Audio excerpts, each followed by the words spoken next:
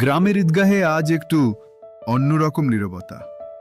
Mic নেই, শোরগোল নেই, তবুও যেন পুরো মাঠ জুড়ে এক গভীর আবেগ ছড়িয়ে আছে। নামাজ শেষ, সবাই ধীরে ধীরে একে অপরকে জড়িয়ে ধরছে, কোলাকুলি করছে। কিন্তু এক কোণে জমে আছে চোখ ভেজানো একটি দৃশ্য।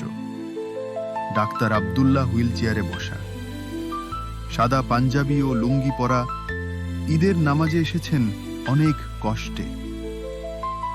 তিনি হচ্ছেন খুব নরম মনের মানুষ, এই এলাকার সবচেয়ে বয়োজ্যেষ্ঠ ও সম্মানিত মানুষ।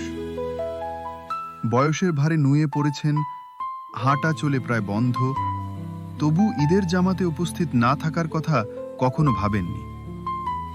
ছেলেরা তাকে চুপচাপ হুইল চেয়ারে করে ঈদগাহে নিয়ে এসেছে। নামাজের পর এক ইমাম সাহেব সবার আগে এগিয়ে এসে তার হাতে হাত রাখলেন।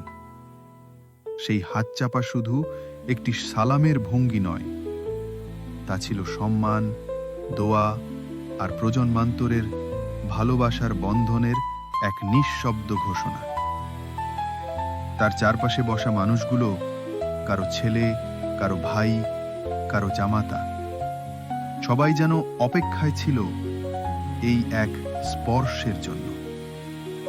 এই একজন মানুষ যিনি কখনো কাউকে ছোট করেননি, বরং নিজের জীবনের প্রতিটি ঈদ কাটিয়েছেন সবাইকে একত্র করার মধ্য দিয়ে।